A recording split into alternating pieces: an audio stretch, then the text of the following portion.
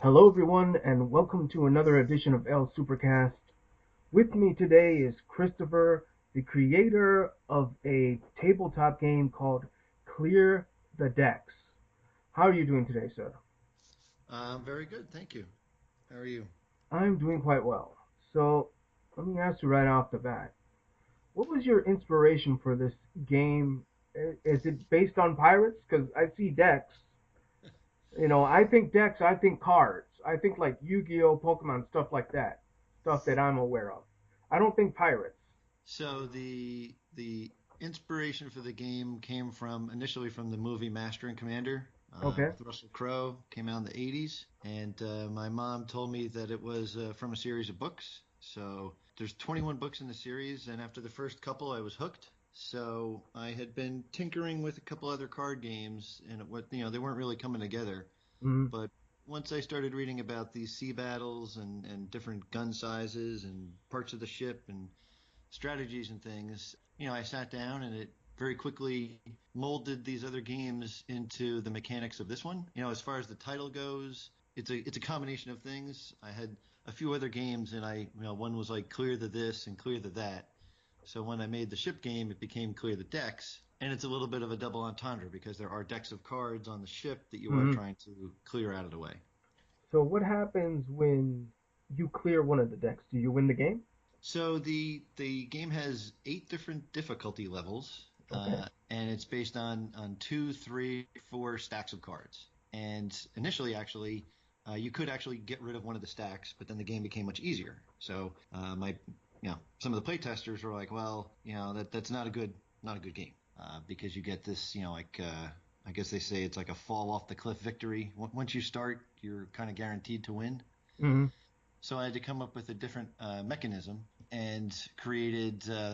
There's a hull card in each ship and each stack, and once you get rid of that, there's a leak. So the leak cards never go away. So apart from fighting this enemy ship and not trying to take too much damage yourself, the side goal is to try to work down each of these card stacks evenly, if possible, so that when you get to the end game, it's a little faster a little easier to actually win. I see. You were at a convention not too long ago called Kineticon. What you were playtesting your game, demoing your game, I guess. How did that go? I thought it was great. I'm since the game is live in Kickstarter now, I try to call it demoing, not so much playtesting. But really, any game that's not already printed in a box, you could argue can be playtested. And I had people, one guy came back, played it 3 times, and after the third game, he's like, "Well, wouldn't it be great if there was a card that would do this and a card that would do that?" And yeah, I take out my notebook and I start writing stuff down because there's other parts of the game that really came out of playtesters. Mm-hmm. At Connecticon, the area that we were in was the Connecticut Festival of Independent Games or Indie Games, and that group has been running little conventions for several years. This was the first year that it was co-located at Connecticon, and so it was the my understanding is the group wanted a little higher profile. Instead of one afternoon at a big game store, it was 2 full days and another half day at a larger convention that had several, I would say many thousands of attendees. Yeah, So it was certainly more expensive for the game designers, and it's more expensive for people to come. But dollar for dollar, we got a lot more exposure, a lot more people coming through, and for me personally, because it was a bigger event, I was able to meet somebody like you, meet a few other podcasters, some designers, and all these people who, once I put up that I'm about to launch, people are always very interested in helping, and that's a great thing about almost everybody I've run to in this industry is that we're all here to help each other. You could cynically say that we are competing because people have limited amounts of money to spend on games, but you'd never really know that if you were to listen in on the conversations from one table to the next.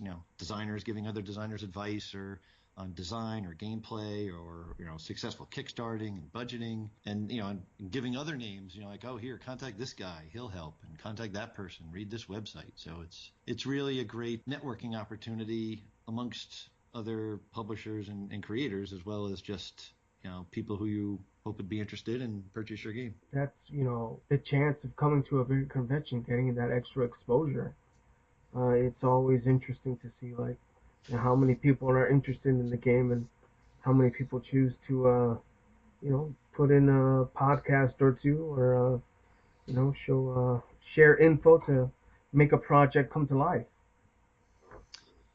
Now, Yeah. one of the things that I was thinking of is, do you have like hero cards in there, like let's say like an admiral or like Blackbeard or anything like that? So it's I specifically did not make it pirate oriented. I made it, I say it's naval warfare. Mm-hmm. So for me, it's more like a Napoleonic era, or for American people, it's like War of 1812 era. Okay. And I had one guy say like, well, most of the pirates were cleaned up by then, but I also made it country non-specific. So, especially if you're playing with kids or something, if you want to call it a pirate game, if you want to say you're shooting the pirates, if you want to be a pirate, let your imagination run wild. Mm-hmm. So I have, on the player side, I have specific officer titles. I have a captain, I have lieutenants. On the enemy side, I do still have a captain because I just couldn't get away from that title. But then I have names of crew. So there's a carpenter's mate, there's a armorer's mate, things like that. Now you mentioned heroes, so like over the course of game development, anybody will tell you there's usually a lot more that you would put in the game if you could. And yeah, I mean, I have probably like another 20 or 30 card titles and game actions that if I could make the game 300 something cards, I'd throw them all in there. Mm-hmm. But as far as like possible add-ons or expansions and things, I did, after all the reading, there are, historical figures that were very famous for the people in the U.S. It's probably like John Paul Jones we might have heard of, and in England, Lord Nelson. He's probably their most famous. But again, trying to make it acceptable for people of many nations, I came up with a list of I think 6 or 8 different famous nautical figures during the Age of Fighting sail. And reading through kind of what they were known for, I tried to come up with a game action. And those, I made promos of them, or I made samples for myself. Those are what I'm calling inspiration cards. And somewhere down the road, like I said, possible expansion or something like that. And that's, for me, it's another little teaser to maybe get somebody interested in reading a little bit about the history. If there's a Lord Nelson card, then if there's a parent who's interested in all this kind of stuff, and you've got kids who are sitting on the, I'll just say, video games all day. Mm-hmm.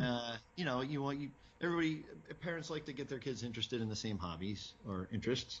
So you play this game a couple times, and there's a card, the Live Oak Hull, and that's based on the USS Constitution. There are other cards that refer to other nautical things, and if they see that and you sounds exciting, then you could say, well, you know what, there's this book that I liked. Maybe you'd like to read it. Yeah, So I didn't. that's a very good way to put it. It's a very interesting history that you got there with all those books. Being that there's so many of them, you can dive into that universe and enjoy the aspects of everything that's there. Yeah, and if you have no interest in reading any of it, then it's a cooperative game. It's great when like families of 4 sit down to play, or parents and younger kids, because let's face it, most games out there are competitive. You know, there's either one winner or one loser, and it's great to see parents helping their kids, or the kids light up when they point over and go like, "Mom or Dad, you could do this, you could do this." Mm-hmm. So it's been kind of one of the benefits that I've seen. Even though I didn't set out to make this great parent-child game, I set out to make an exciting card game about Age of Sail warfare, and I knew I wanted it to be cooperative because all the books you're typically reading, it's these guys are working together. They really didn't have much choice, Yeah. and if you don't work, you're sunk literally. Uh, but then through all the playtesting and meeting people and everything like that, became a great great for adults, great for families, and yeah, both groups can enjoy it. Well, all right. One last thing before we get going. A website that you would like to give props to. Or my personal site, it's crispygamesco.com, and if you go there, you can see the artwork. There's a link through to my Kickstarter project, which, as of our taping here, I'm about a third of the way to funding. One guy who did a great review for me is Pirates Parlay on YouTube, and he's all decked out, very theatrical, and yeah, even though it's not a pirate game, I think somebody who enjoys pirate games might still like this one. And I don't think I've seen any cooperative pirate games. Mm. And got another nice review from Pint O Comics, a little blog, and that was three guys who sat down, played it, had a blast the whole time. We're yucking along, and asked me for a copy to take home and write a review. What are the, like, for instance, I was there, but I wasn't there for a long time. What's like the general game mechanics in this game? So each player has three cannons, different sizes, and there's different kinds of ammunition. And what you'll need to do on your turn is take a look at the enemy ship. And each different kind of card in the enemy ship has different combinations of cannon and ammunition that will take it out. So what this means is, you might not have all your guns available. You might not have the best ammunition that you want. So you have to make do with what you have or possibly get help from someone else. And, if you cooperative games, interactive games, there's a range of interaction either required or available. And I've seen the range where if you don't want to be very interactive, the game doesn't force you to be. But when I get people who know each other and want to help each other sit down, then it's not just playing your turn for what's there when you're playing. It's asking the next person the next person who's coming up. What do they think they can do? Because they might not be able to shoot a certain card, and there might be a card on deck that would really hurt them. So it's not just necessarily doing what's best for you on your turn. It's trying to do what's best for everybody on your turn. And that's really, I think, where the game shines. And you get, everybody's looking at what everybody can do, making suggestions and working together. So you're shooting down the enemy ship. The enemy ship is, trying to shoot back at you. And literally, if you play your cards right, you'll put enough leaks in the ship to win. Excellent. Well, all right. I think with that, we can put an end to this cast. Well, that's great. It was really nice to meet you. Uh, it was funny to talk about other movies, if you remember, while we were, Oh yeah. talking there. So, yeah, I really appreciate the opportunity to talk about the game, talk a little bit about, Connecticon and CT Fig. If anybody's interested in got a game to try out, that's a great show for it. And I'd actually also just make a little quick plug for a playtesting convention that's closer to where I live in northern New Jersey. Coming up in November is Metatopia, and that's I think it's like a 3.5 day convention that's all playtesting, as well as seminars given by people for designers. Thank you so much for coming.